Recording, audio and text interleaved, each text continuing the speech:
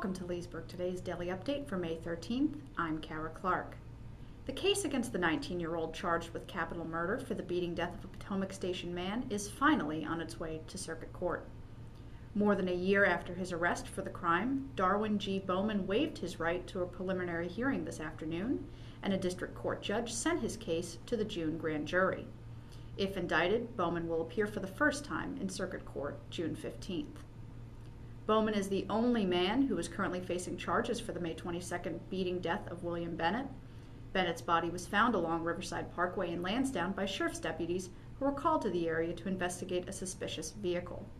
His wife, Cynthia Bennett, was found nearby, badly beaten, but alive.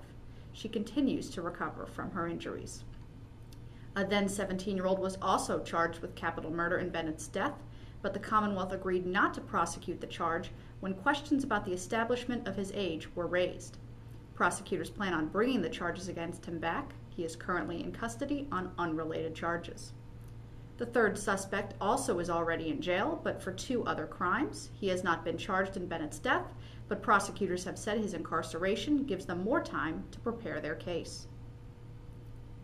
Loudoun County supervisors joined representatives of the Dulles Greenway and leaders of several local charities to kick off the 5th annual Drive for Charity event set for next Thursday, May 20th. That day, all proceeds raised from the tolls on the Greenway will benefit the Loudoun County Abused Women's Shelter, the Loudoun Wildlife Conservancy, Echo Works, Fresh Air Full Care, the March of Dimes, and the Dulles Greenway Citizenship Award. Last year, the event raised more than $230,000, bringing the grand total raised over 4 years to more than $800,000. Tom Sines, CEO of the Dulles Greenway, said this year he hopes to break the $1 million mark. Terry Hoffman, toll collection manager for the Greenway, spoke about the increased efforts to help promote the event. Dulles Greenway has expanded its Drive for Charity promotional campaign in efforts to reach the local commuters.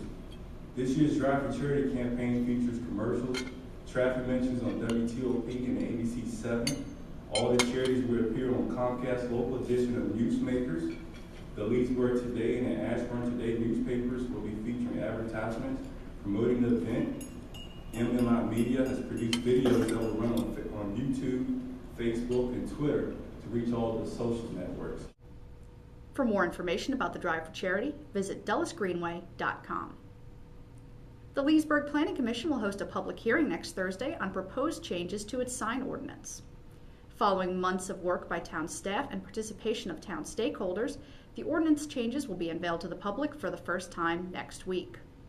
The ordinance has not had a major update in 20 years, and several items, including LED signage, temporary signs, comprehensive sign packages, and political signs, have been addressed in the 10 areas of focus for ordinance changes.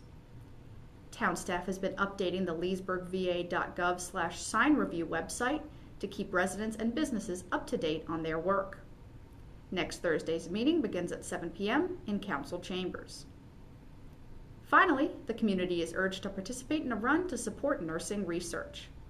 Next Sunday, May 23rd, the Inova Loudoun Hospital Research Council is sponsoring its second annual 1 mile or 5K walk and run at the National Conference Center. Start times for the event are 8 a.m. for runners and 8:15 a.m. for walkers. On-site registration begins that morning at 7 a.m. Those who are already pre-registered may pick up their race packet from 3 to 6 p.m. Friday, May 21st at Conference Room A at the hospital. All proceeds from the event will support nursing research, including obesity research. For more information, call 703-858-6308. For more on these and other stories in our community, visit us online anytime at leesburgtoday.com.